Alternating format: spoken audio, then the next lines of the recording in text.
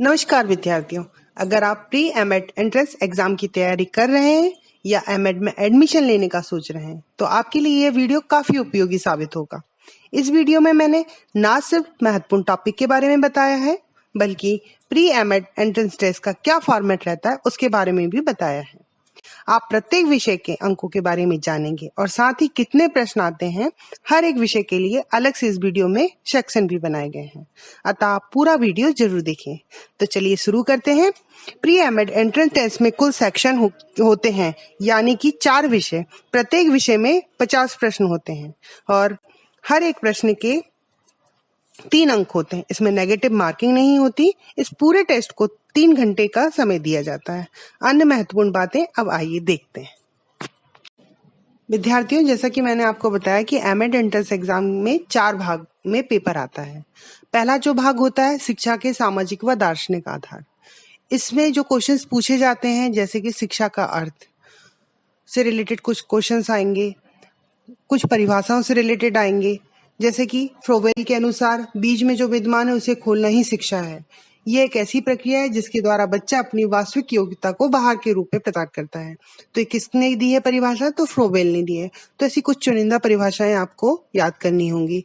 साथ ही साथ शिक्षा की विभिन्न पद्धतियां कौन कौन सी हैं, डाल्टन पद्धति जो मोस्टली पूछी जाती है, शिक्षा में सामाजिकरण आदि, इन सब बातों का भी आपको विशेष तरीके से अध्ययन करना पड़ेगा, तो आप आसानी से ये क्वेश्चंस अटेम्प्ट कर पाएंगे।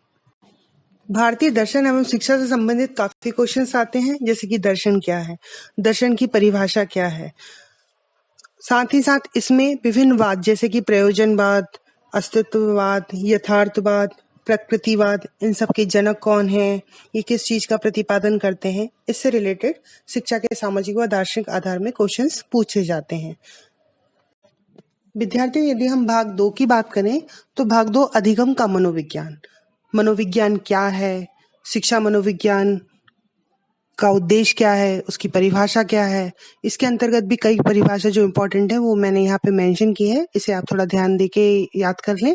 साथ ही साथ इसमें अधिगम क्या है, मनोविज्ञान से संबंधित जितने भी क्वेश्चंस बनते हैं, बुद्धि, अभिप्रेरणा, विशिष्ट बालक, समायोजन, मूल्यांकन आदि, ये सारी चीजें जो हैं इस भाग में पूछी जाती हैं। तो इससे रिलेटेड जितने भी क्वेश्चंस छोटे छोटे बनते हैं वो जरूर आप ध्यान से याद करें। विद्यार्थियों, शैक्षिक प्रबंधन एवं शैक्षिक तकनीकी भाग 3 की यदि हम बात करें तो इसमें प्रबंधन क्या है, शैक्षिक प्रशासन क्या है, कक्षा प्रबंधन क्या है, या प्रधानाध्यापक के क्या क्या गुण होते हैं।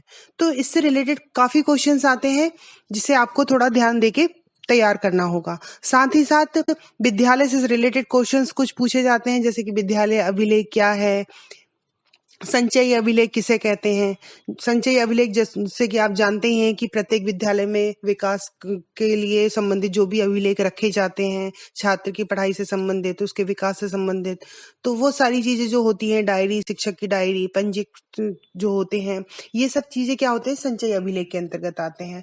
तो इससे रिलेटेड भी काफी क्वेश्चंस आते हैं। और साथ ही साथ आप क्रियात्मक अनुसंधान से रिलेटेड भी क्वेश्चंस पूछे जाते हैं, उसको भी विशेष तौर पे ध्यान देके तैयार करें कि क्रियात्मक अनुसंधान क्या है या इसकी से रिलेटेड जितनी भी विभिन्न परिभाषाएं हैं उसको भी आप ध्यान दें। विद्यार्थियों, भाग 4 में शिक्षण कुशलता से संबंधित क्वेश्चंस आते हैं, जैसे शिक्षण का अर्थ क्या है, शिक्षण कौशल किसे कहते हैं, सूक्ष्म शिक्षण क्या होता है।